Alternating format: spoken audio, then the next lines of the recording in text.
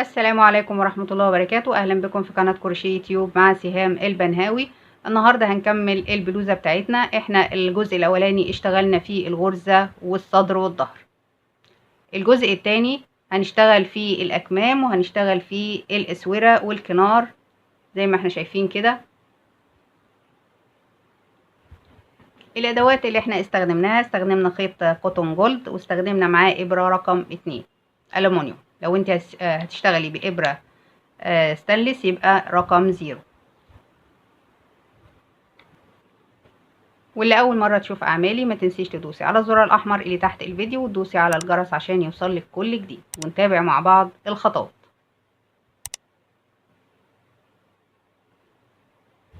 زي ما احنا شايفين كده ده شكل الكم بتاعنا. وقلنا في الجزء الاولاني ان المضاعفات بتاعتنا من رقم 34، يعني 34 في 34 في 34 زائد سلسله. بعد كده بنشتغل التزايد زي ما احنا شايفين كده على الجناب.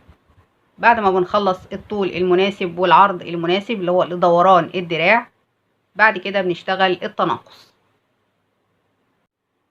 فانا هشتغل لحد السطر ال16 لان الخطوات احنا اشتغلناها قبل كده فخطوات متكررة. فاحنا هنشتغل من السطر الاول للسطر رقم 16، وهرجع لكم علشان نبتدي التزايد. التزايد هيبقى من السطر رقم 1 للسطر 24،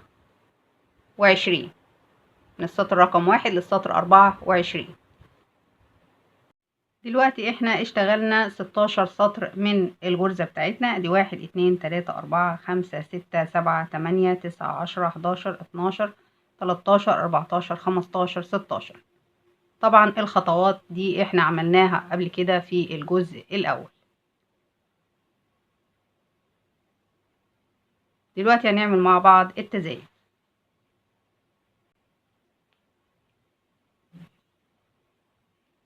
هنرتفع 1 2 3 بمثابة عمود ونلف الشغل وناخد عمود في الغرزة التانية، وبعد كده سلسلتين.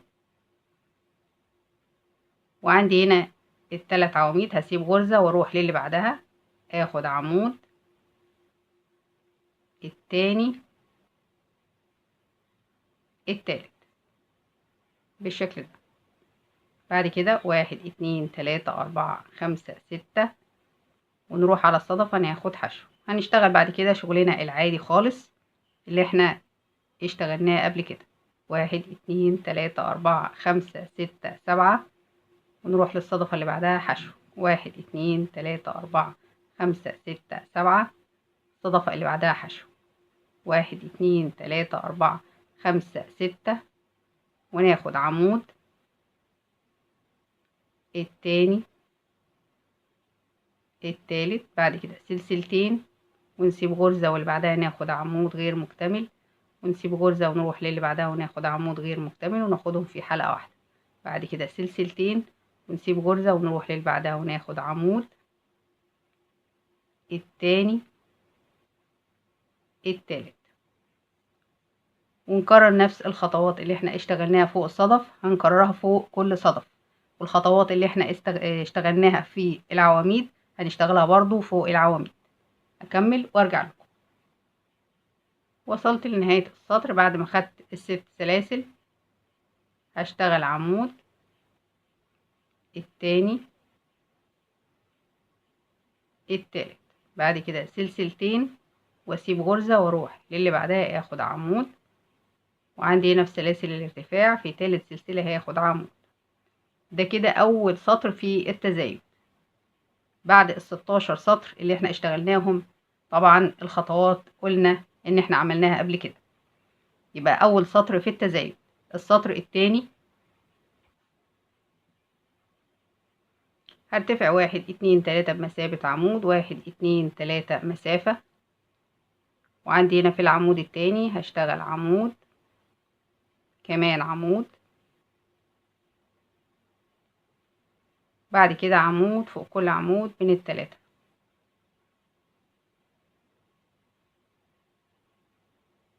ده كده السطر التاني في التزايد.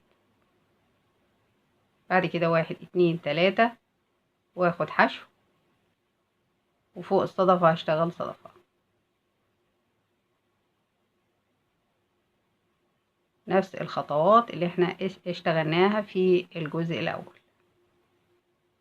عندي هنا حشو في السلاسل، بعد كده صدفة فوق الصدفة.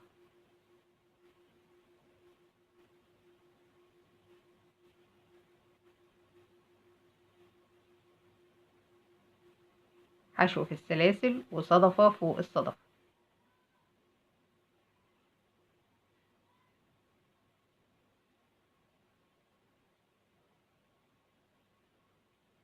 حشو في السلاسل وارتفع 1 2 3، وعندي هنا عمود فوق كل عمود.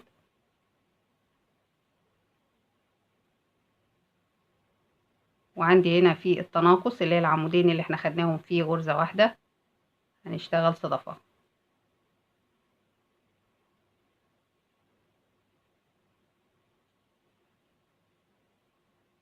وعندي هنا فوق كل عمود عمود من ال3 عواميد،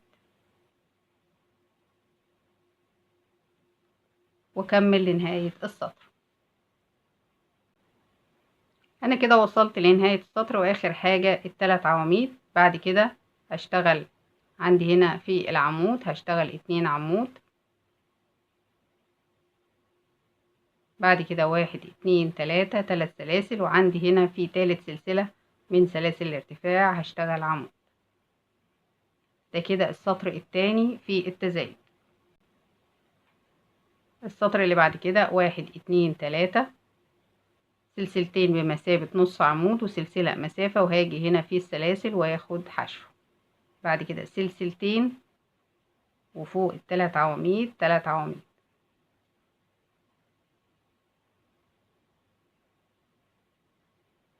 ده كده بداية السطر. بعد كده 1 2 3 4 5 6، واجي في الصدفة حشو. 1 2 3 4 5 6 7 حشو. 1 2 3 4 5 6 7 حشو. 1 2 3 4 5 6، واشتغل العواميد وكمل لنهاية السطر بنفس الخطوات اللي احنا اشتغلناها في الغرزة. وصلت لنهاية السطر، هرتفع سلسلتين واجي هنا في السلاسل واخد حشو، واخد سلسلة، واخد نص عمود في تالت سلسلة. 1 2 3 اخد نص عمود.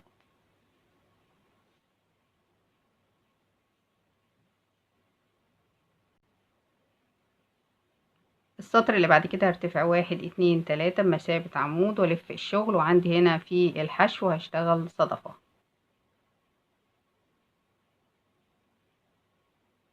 عمودين 3 سلاسل، عمودين في نفس المكان.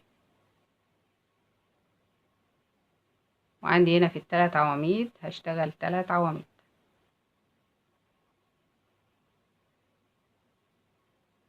وارتفع 1 2 3، وفي السلاسل اخد حشو، وفوق الصدفة هشتغل صدفة.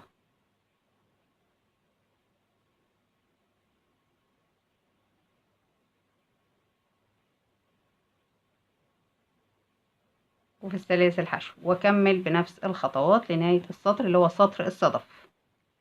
سطر الصدف.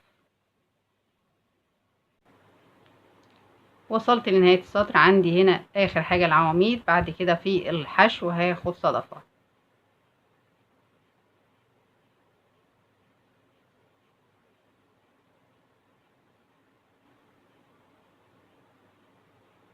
وعندي هنا في الفراغ اللي كونته النص عمود هاخد عمود. انا بعد كده هشتغل من اول العواميد لنهاية العواميد، وعندي هنا في التزايد في نهاية السطر وبداية السطر هو ده اللي هنشتغله مع بعض. اما في النص طبعا دي خطوات واشتغلناها قبل كده. بعد كده هرتفع 1 2 3 بمثابة عمود وسلسلتين مسافة والف الشغل، وعندي هنا في الصدفة هاخد حشو سلسلتين، وعندي هنا ال3 عواميد هشتغل 3 عواميد. دي كده بداية السطر في التزايد. بعد كده سطر السلاسل، اكمل وارجع لكم في نهاية السطر. وصلت لنهاية السطر. بعد كده سلسلتين، وعندي هنا حشو في الصدفة، سلسلتين وعمود في العمود اللي في نهاية السطر بالشكل ده. احنا كده خلصنا السطر الخامس في التزايد. ده كده السطر التاني التالت الرابع الخامس، ده كده الخمس سطور في التزايد. السطر اللي بعد كده 1 2 3 بمثابة عمود، وفي نفس المكان عمود، في نفس المكان عمود. عندي هنا في الحشو هشتغل صدفة،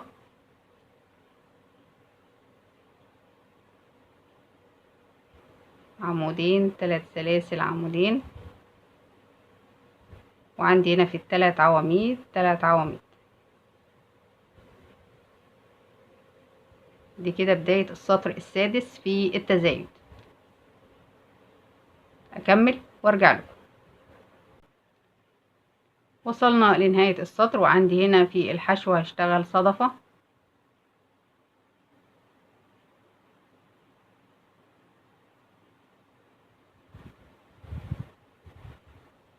وعندي هنا في تالت سلسلة 1 2 3 هشتغل عمود، وفي نفس المكان عمود.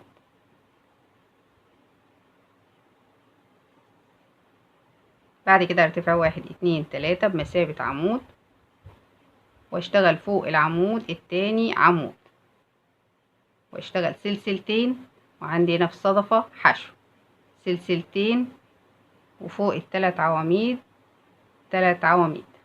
ده سطر السلاسل. يبقى بداية السطر عمودين، سلسلتين، وبعد كده حشو، سلسلتين، 3 عواميد. في نهاية السطر هيبقى نفس الكلام. أكمل وارجع لكم. وصلت لنهاية السطر. بعد كده هشتغل سلسلتين، وعندي هنا في الصدفة حشو، سلسلتين، وعندي هنا آخر عمودين هشتغل عمود فوق كل عمود. السطر اللي بعد كده هرتفع 1 2 3 وفي نفس المكان عمود، وعندي هنا العمود التاني هشتغل عمود، يبقى كده 3 عواميد. عندي هنا في الحشو هشتغل صدفة،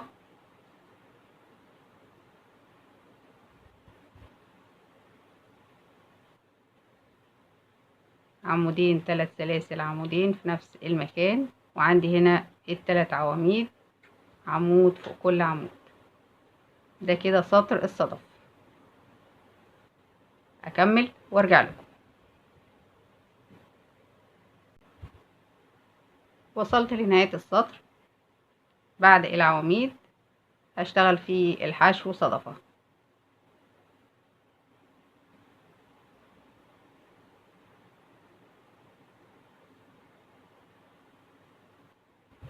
بعد كده عمود فوق العمود، وعندي هنا آخر عمود هشتغل 2 عمود في نفس المكان. بعد كده ارتفع 1 2 3 والف الشغل، واشتغل عمود فوق كل عمود.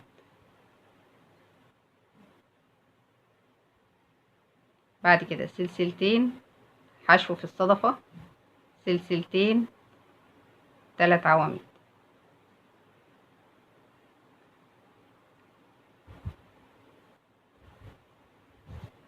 ده كده سطر السلاسل. أكمل وارجع لكم. وصلت لنهاية السطر التاسع. بعد كده سلسلتين، وفي الصدفة حشو، سلسلتين، واشتغل عمود فوق كل غرزة. 1 2 3. السطر العاشر هرتفع 1 2 3 وفي نفس المكان عمود، بعد كده عمود فوق كل عمود. يبقى كده عندي في بداية السطر 4 عواميد. بعد كده في الحشو هشتغل صدفة،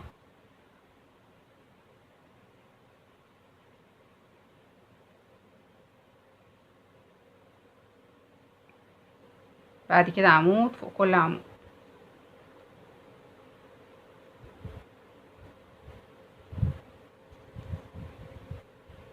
بالشكل ده كده السطر العاشر في التزايد. اكمل وارجع لكم.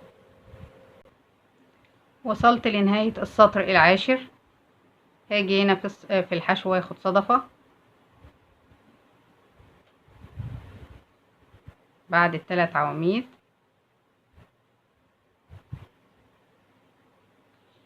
بعد كده اخد عمود التاني التالت، وفي نفس المكان هشتغل العمود الرابع. يبقى زي ما ابتدينا 4 عواميد في بداية السطر، نهينا ب4 عواميد. السطر اللي بعد كده هرتفع 1 2 3 بمثابة عمود وسلسلة مسافة، والف الشغل واشتغل عمود التاني التالت، بعد كده سلسلتين حشو، سلسلتين 3 عواميد. ده كده سطر السلاسل. احنا كده في السطر ال11 في التزايد. اكمل وارجع لكم. وصلت لنهاية السطر، بعد كده سلسلتين بعد الثلاث عواميد، بعد كده حشو سلسلتين، بعد كده عمود التاني التالت، بعد كده سلسلة وعمود في آخر عمود.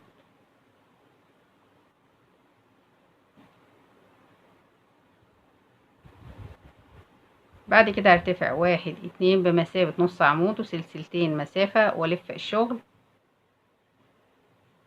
واشتغل 3 عواميد،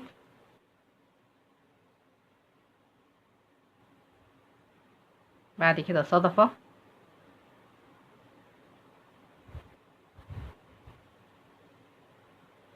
بعد الصدفة ال3 عواميد. السطر ده اللي هو سطر الصدف.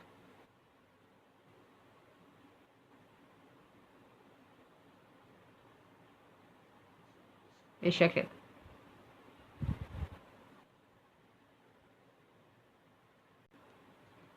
وصلنا لنهاية السطر زي ما احنا شايفين كده. عندي هنا في الحشو هشتغل صدفة،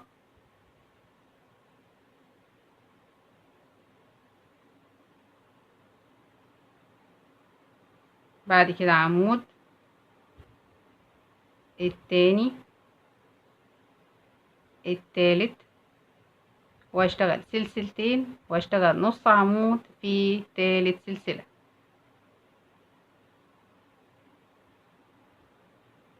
اسيب سلسلة وادخل في تالت سلسلة واخد نص عمود.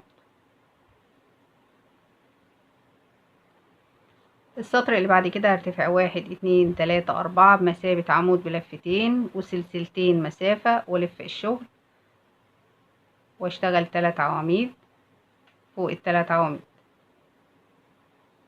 ده كده سطر السلاسل. بعد كده سلسلتين وحشو في الصدفة، سلسلتين و3 عواميد.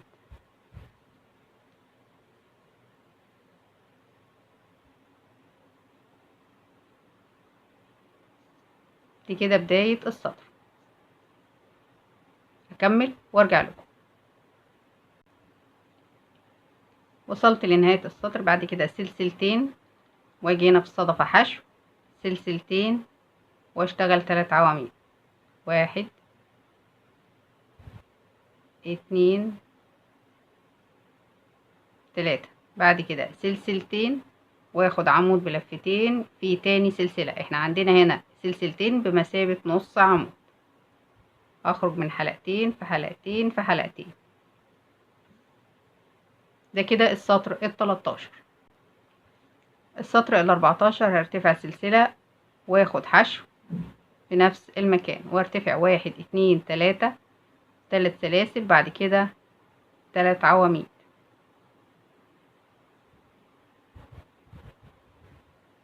بعد كده صدفة، وبعد الصدفة 3 عواميد. ده كده سطر الصدف.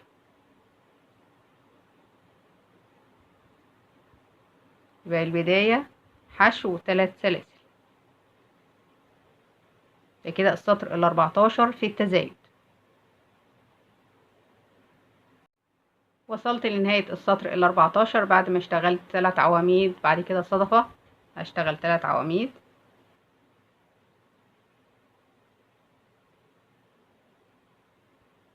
بعد كده 1 2 3 3 سلاسل، وعندي هنا 6 سلاسل، 4 سلاسل بمثابة عمود بلفتين وسلسلتين مسافة. فهسيب غرزة التانية التالتة، وفي الرابعة هشتغل حشو. السطر رقم 15 هرتفع 1 2 3 4 بمثابة عمود بلفتين، 1 2 3 3 سلاسل والف الشغل،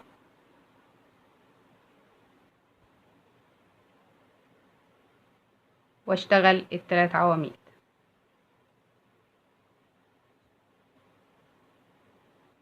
بعد كده سلسلتين حشو، سلسلتين 3 عواميد. ده كده سطر السلاسل. ده كده بداية السطر ال15 في التزايد.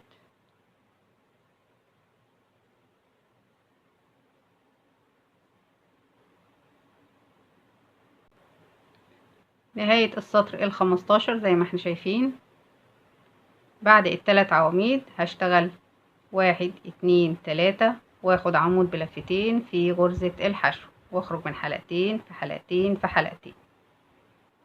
السطر اللي بعد كده هرتفع 1 2 بمثابة نص عمود وسلسلة مسافة، والف الشغل واخد حشو في السلاسل، وارتفع 1 2 3 واخد 3 عواميد. ده كده بداية السطر ال16 في التزايد. بعد كده صدفة،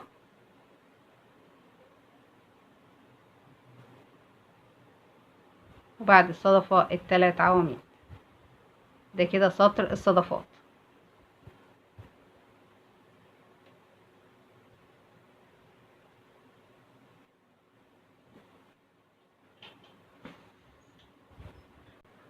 انا كده وصلت لنهاية السطر رقم 16 في التزايد.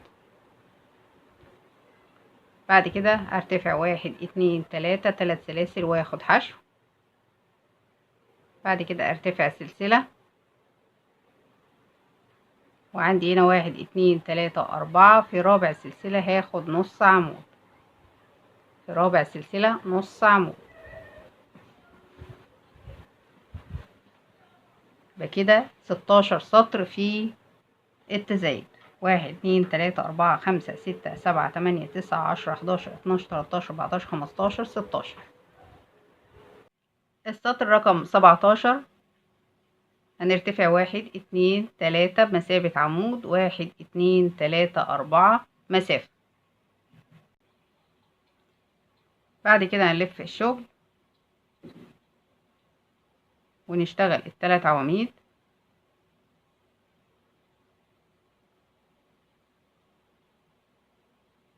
بعد كده سلسلتين حشو، سلسلتين 3 عواميد.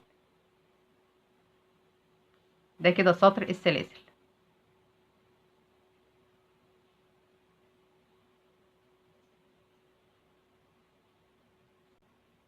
وصلنا لنهاية السطر. بعد ال3 عواميد هنرتفع 1 2 3 4 وهناخد عمود في آخر غرزة بالشكل ده. بعد كده نرتفع 1 2 3 بمثابة عمود وسلسلة مسافة، وهناخد عمود في نفس المكان، ونيجي هنا في الفراغ وناخد حشو، ونرتفع 1 2 3 ونشتغل عمود فوق كل عمود.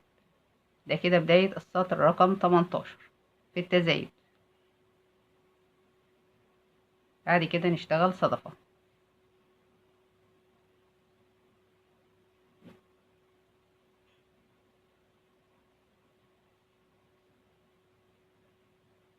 بعد كده 3 عواميد ونشتغل سطر الصدفات. وصلنا لنهاية السطر. بعد كده نرتفع 1 2 3 وناخد حشو في الفراغ، وعندي هنا 1 2 3 في تالت سلسلة هشتغل عمود سلسلة وفي نفس المكان عمود. ده كده نهاية السطر رقم 18. السطر رقم 19 هرتفع سلسلة والف الشغل واخد حشو في نفس المكان وارتفع 1 2 3 4 5 6 واشتغل عمود في كل عمود.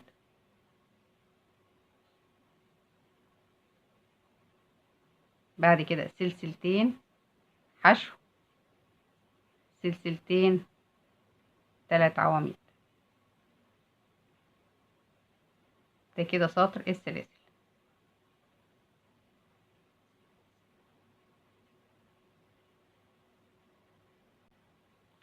وصلنا لنهاية السطر. هرتفع 1 2 3 4 5 6 واخد حشو فوق تالت سلسلة من سلاسل الارتفاع. بعد كده هرتفع 1 2 3 بمسافة عمود وسلسلتين مسافة والف الشغل واخد عمود كمان عمود في نفس المكان. بعد كده حشو وارتفع 1 2 3 واشتغل 3 عواميد صدفة 3 عواميد واكمل لنهاية السطر اللي هو سطر الصدفات. كمل وارجع لكم. وصلت لنهاية السطر رقم 20. بعد كده هنشتغل 1 2 3 واجي هنا في الفراغ اخد حشو، وعندي هنا في غرزة الحشو هشتغل عمود كمان عمود وارتفع 1 2 3 واشتغل في نفس المكان عمود.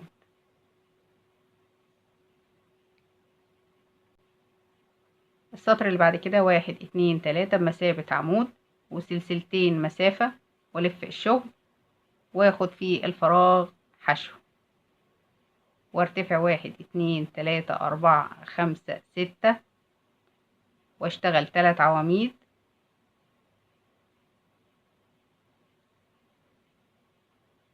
بعد كده سلسلتين حشو في الصدفة، سلسلتين 3 عواميد واكمل لنهاية السطر اللي هو سطر السلاسل.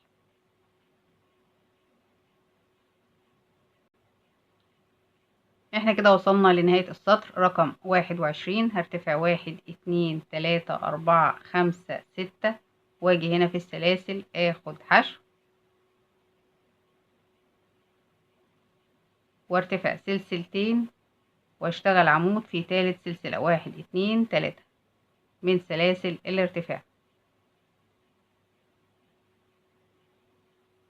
بعد كده هرتفع سلسلة والف الشغل واخد غرزة حشو، وعندي هنا في الحشو هشتغل صدفة 3 سلاسل وفي نفس المكان عمودين. هاجي هنا في السلاسل واخد حشو وارتفع 1 2 3. بعد ما اشتغلت الثلاث سلاسل هنشتغل 3 عواميد صدفة 3 عواميد. لنهاية السطر هنشتغل سطر الصدفات. انا كده وصلت لنهاية السطر رقم 22. بعد كده هرتفع 1 2 3 واجي هنا في الفراغ واخد حشو، وعندي هنا في الحشو هشتغل صدفة عمود التاني 1 2 3 3 سلاسل وفي نفس المكان عمودين، وعندي هنا في تالت سلسلة 1 2 3 هاخد حشو بالشكل ده. السطر رقم 23 هنرتفع 1 2 3 4 بمثابة عمود بلفتين 1 2 3 مسافة واخد حشو في الصدفة وارتفع 1 2 3 4 5 6 واشتغل 3 عواميد. بعد كده سلسلتين حشو سلسلتين 3 عواميد وهنشتغل سطر السلاسل. اكمل وارجع له. ده كده السطر رقم 23. وصلت لنهاية السطر. هرتفع 1 2 3 4 5 6 واجي هنا في الصدفة واخد حشو، وارتفع 1 2 3 4، واخد عمود بلفتين في غرزة الحشو، واخرج من حلقتين في حلقتين في حلقتين. السطر اللي بعد كده سلسلة وحشو في نفس المكان، وعندي هنا هشتغل صدفة. في الحشو هشتغل صدفة.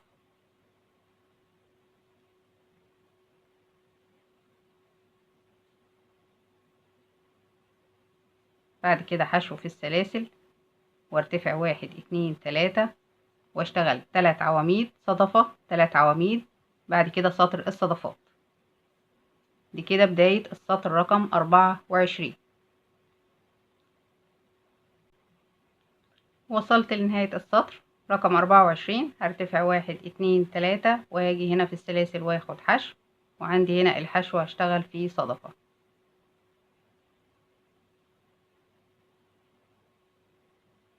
عمودين، 3 سلاسل، عمودين، واجي هنا 1 2 3 4 في رابع سلسلة هشتغل غرزة حشو.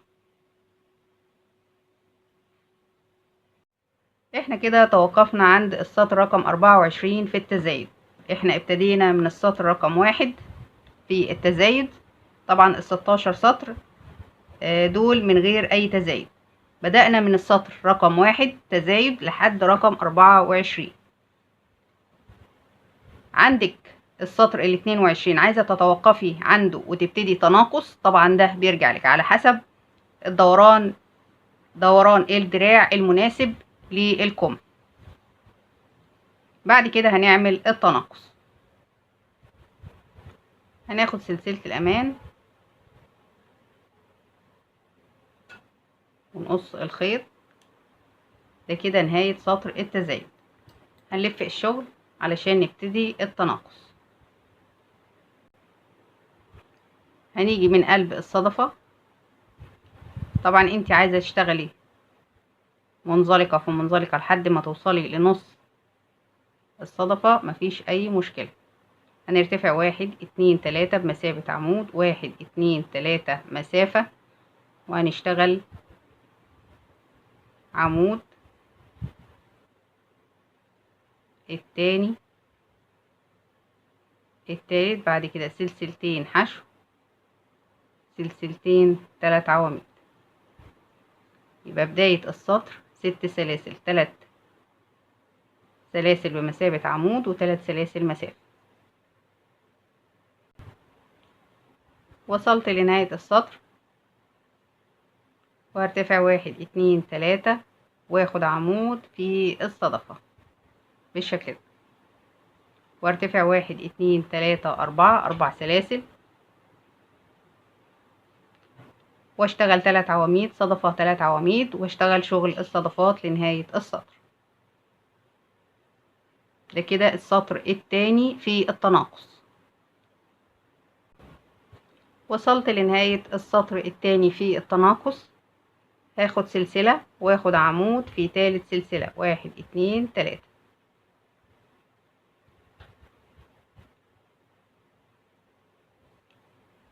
بالشكل ده. السطر اللي بعد كده هرتفع 1 2 3 4، ولف الشغل. هسيب غرزة وادخل في التانية، اشتغل عمود كمان عمود. يبقى كده شلت عمود من التلاتة. بعد كده سلسلتين حشو، سلسلتين، واشتغل 3 عواميد.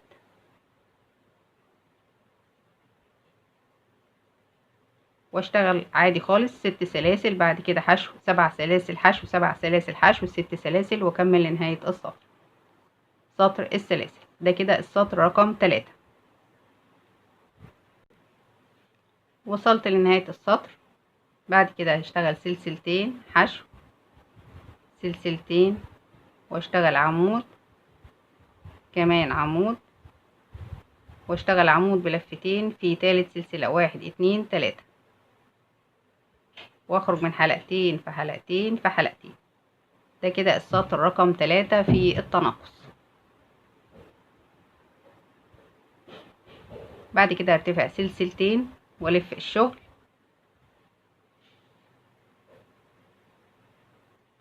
واشتغل صدفة في الحشو.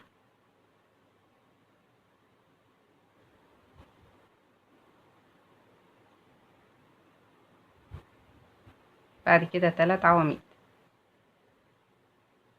ده كده سطر الصدفات بالشكل ده.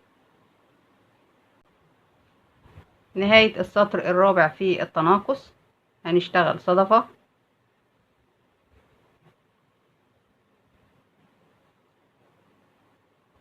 عمودين 3 سلاسل عمودين، واشتغل نص عمود في رابع سلسلة. احنا ابتدينا بسلسلتين ونهينا بنص عمود. السطر الخامس في التناقص هنلف الشغل ونشتغل منزلقة في منزلقة. بعد كده نرتفع سلسلة وفي نفس المكان نشتغل غرزة حشو في قلب الصدفة. بعد كده ناخد سلسلة ونشتغل 3 عواميد.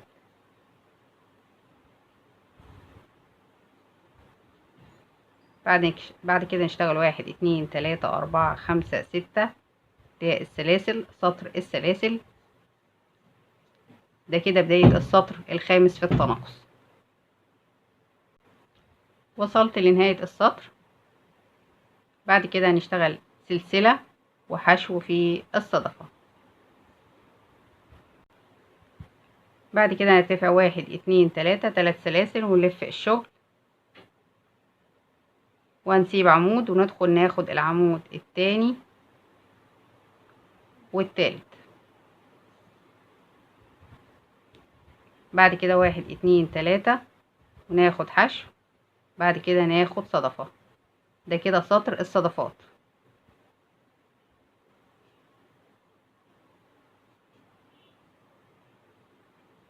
بعد كده حشو. بعد كده نكمل لنهاية السطر خطوات الغرزة اللي احنا اتعلمناها مع بعض. وصلت لنهاية السطر. بعد كده هرتفع 1 2 3 واخد عمود التاني واخد عمود في غرزة الحشو. السطر اللي بعد كده هرتفع 1 2 3 4 بمثابة عمود بلفتين، 1 2 3 والف الشغل،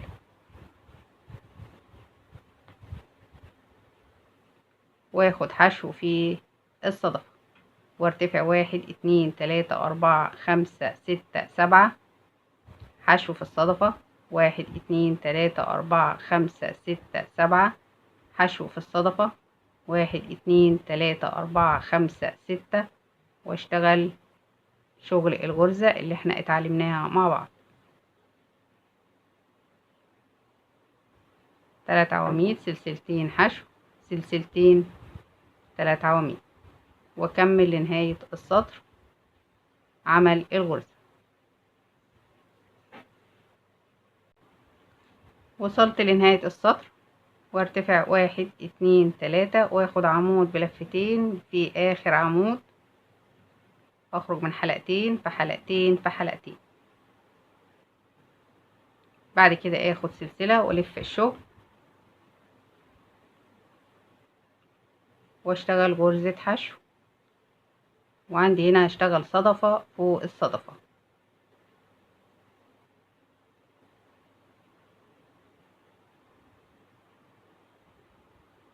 واخد غرزة حشو واشتغل برضو صدفة فوق الصدفة. احنا كده في السطر رقم 8 في التناقص زي ما احنا شايفين كده.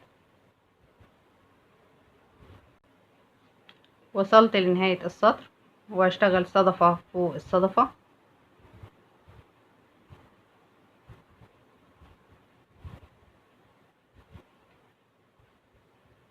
واشتغل حشو في رابع سلسلة، 1 2 3 4. ده كده نهاية السطر رقم 8.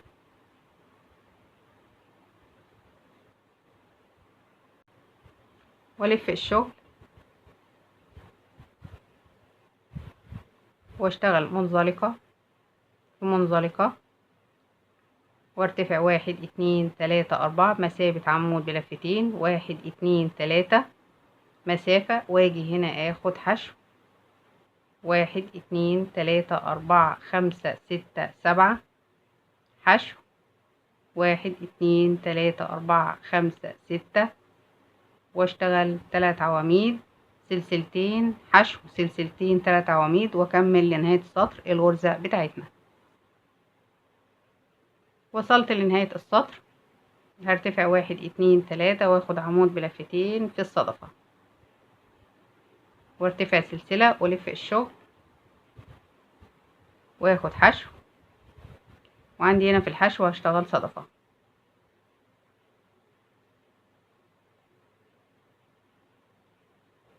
عمودين 3 سلاسل عمودين في نفس المكان، واخد حشو واشتغل صدفة،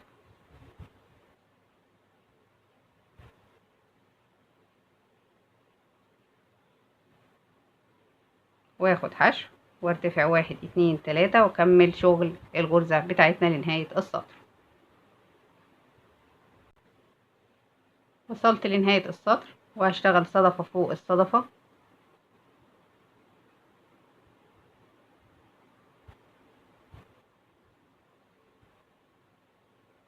بعد كده حشو واخر صدفة،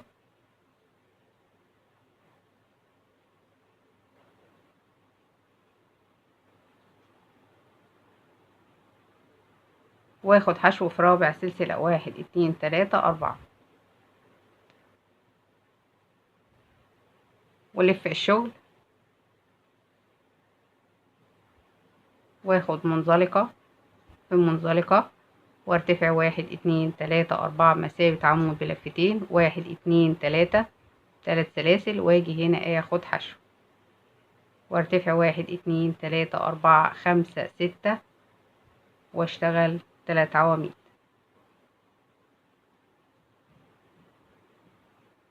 سلسلتين حشو سلسلتين 3 عواميد،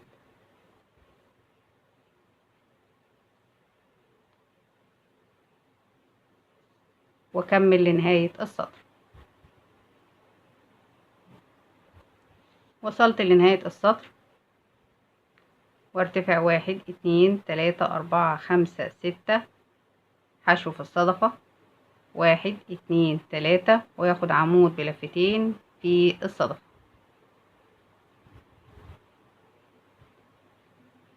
ارتفع سلسلة.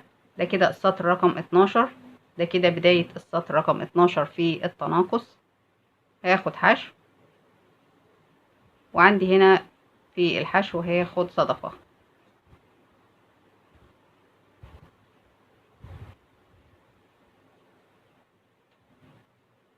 واخد حشو في السلاسل، بعد كده 1 2 3 واشتغل شغل الغرزة بتاعتنا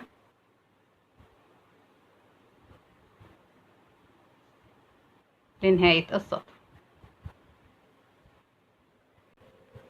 نهاية السطر رقم 12 ارتفع 1 2 3 واجي هنا اخد حشو واخد صدفة،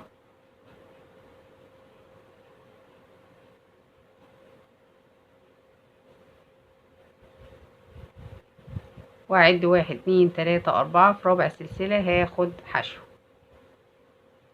ده كده نهاية السطر ال 12 في التناقص. هنلف الشغل وهنشتغل منزلقة في منزلقة ونرتفع 1 2 3 4 مسافة عمود بلفتين، 1 2 3 واشتغل 3 عواميد سلسلتين حشو سلسلتين 3 عواميد واشتغل الغرزة بتاعتنا لنهاية السطر. ده كده السطر رقم 13. وصلت لنهاية السطر وارتفع 1 2 3 واخد عمود بلفتين في الصدفة، اخرج من حلقتين في حلقتين في حلقتين بالشكل ده. هرتفع سلسلة والف الشغل واخد حشو وارتفع 1 2 3 واشتغل 3 عواميد. بعد كده صدفة 3 عواميد واشتغل الغرزة بتاعتنا لنهاية السطر. يبقى كده انا ابتديت بحشو 3 سلاسل وهنهي برضو ب3 سلاسل حشو. انا كده خلصت السطر رقم 14. السطر رقم 15 هرتفع 1 2 3 4 بمثابة عمود بلفتين. بعد كده هشتغل 3 عواميد، سلسلتين حشو وسلسلتين 3 عواميد واكمل الغرزة بتاعتنا لنهاية السطر. وصلت لنهاية السطر وهاخد عمود بلفتين في غرزة الحشو، هخرج من حلقتين في حلقتين في حلقتين. ده كده نهاية السطر رقم 15. السطر رقم 16 هرتفع 1 2 3 والف الشغل،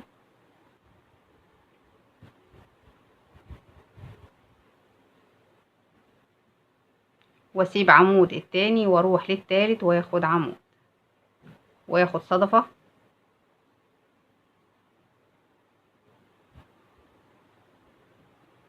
بعد الصدفة 3 عواميد واكمل الغرزة بتاعتي. وصلت لنهاية السطر. بعد كده هاخد عمود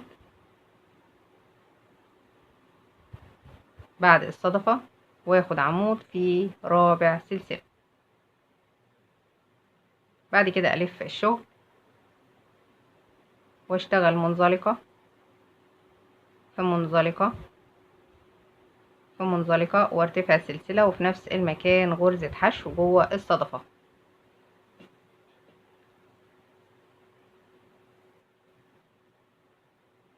بعد كده سلسلتين واشتغل 3 عواميد. ده كده السطر رقم 17.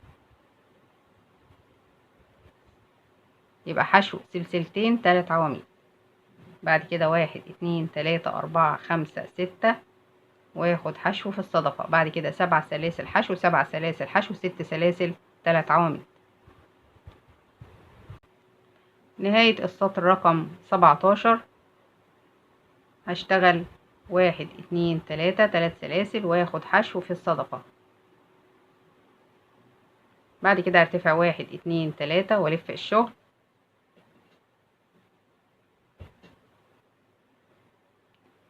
واخد عمود التاني التالت. بعد ما اشتغلت 3 عواميد هرتفع 1 2 3 واجي هنا اخد حشو والصدفة هاخد صدفة عمود التاني. احنا بناخد 3 سلاسل، هناخد في اخر سطر سلسلتين وعمودين في نفس المكان. بعد كده حشو والصدفة عمود التاني، بعد كده سلسلتين في نفس المكان عمودين. ده كده اخر سطر في التناقص. بعد كده حشو واشتغل صدفة عمودين سلسلتين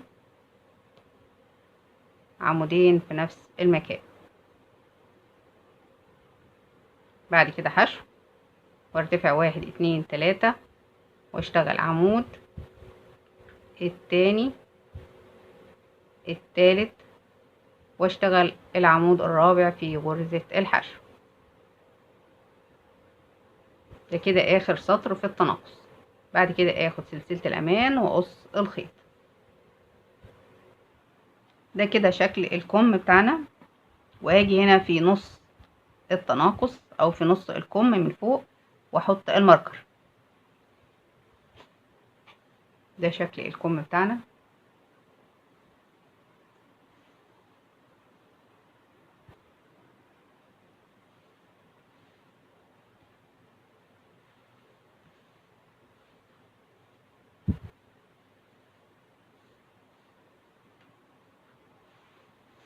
طبعا بتفرديه بالطريقة دي.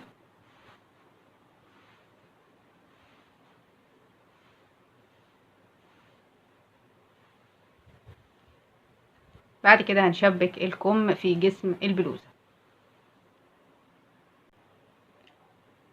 ده كده شكل البلوزة بعد ما خيطنا الكتاف. نفس الكلام خيطنا الجناب، غرزة قصاد غرزة زي ما قلت لكم.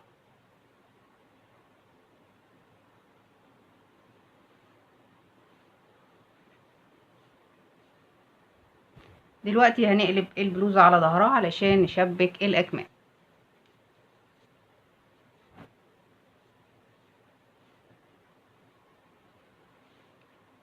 عندي الماركر اللي احنا عملناه في الكم ده كده بيبقى في الجزء اللي على الكتف اللي هو الخياطة. فانا هاجي كده من الماركر واشبك الكتف بالكم بالشكل ده.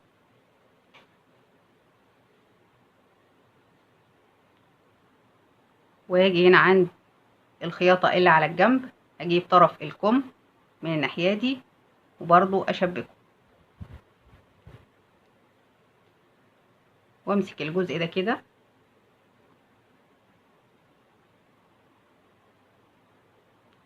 كأننا بنسرج بس بالماركر.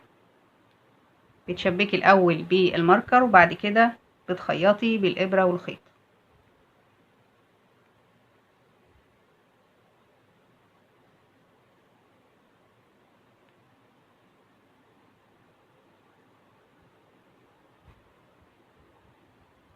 عشان تسهل عليكي الخياطة.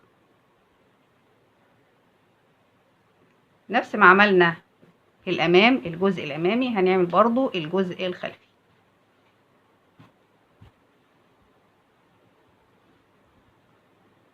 برضو هنجيب طرف الكم من هنا اللي هو التزايد، اللي هي اخر قطعة في التزايد عندي هنا جنب البلوزة.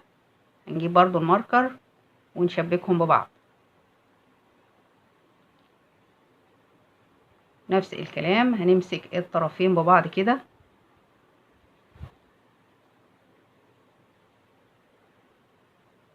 برضو هنشبك الطرفين بالماركر. دي بتسهل الخياطة كتير جدا،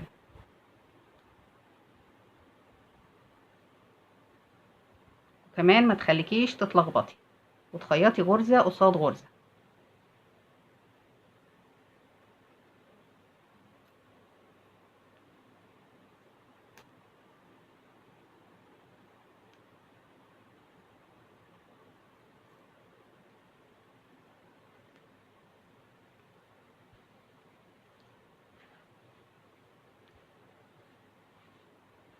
بالشكل ده.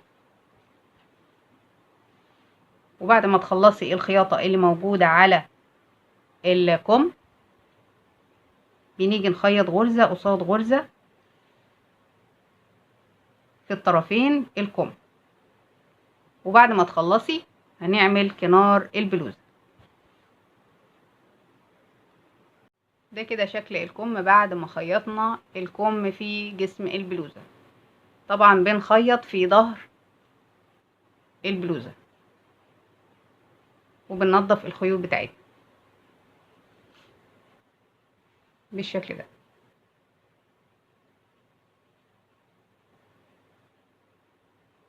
احنا كده قلبنا البلوزة على وشها واشتغلت سطر حشو من مضاعفات العدد 3 وعديت الغرز 102 غرزة حشو. بعد كده هقفل في اول غرزة بمنزلقة وارتفع 1 2 3 بمثابة عمود وسلسلة مسافة، وفي نفس المكان هشتغل غرزة حشو واسيب غرزة التانية واكرر عمود سلسلة وفي نفس المكان عمود غرزة حرف في، اسيب غرزة التانية وفي التالتة عمود سلسلة عمود في نفس المكان، اسيب غرزة التانية وفي التالتة عمود سلسلة وفي نفس المكان عمود بالشكل ده لنهاية السطر. وصلت لنهاية السطر، ده شكل الغرزة بتاعتنا. بعد كده هقفل في تالت سلسلة. لو انت عايزة تكملي عن كده بتدخلي في قلب الغرزة وترتفعي 1 2 3 بمثابة عمود وسلسلة مسافة وفي نفس المكان غرزة عمود كده غرزة حرف في، وتروحي على الفي اللي بعدها تشتغلي نفس الكلام، عمود سلسلة عمود، تروحي على اللي بعدها عمود سلسلة عمود، اللي بعدها عمود سلسلة عمود بالشكل ده. ده لو انت عايزة تكملي.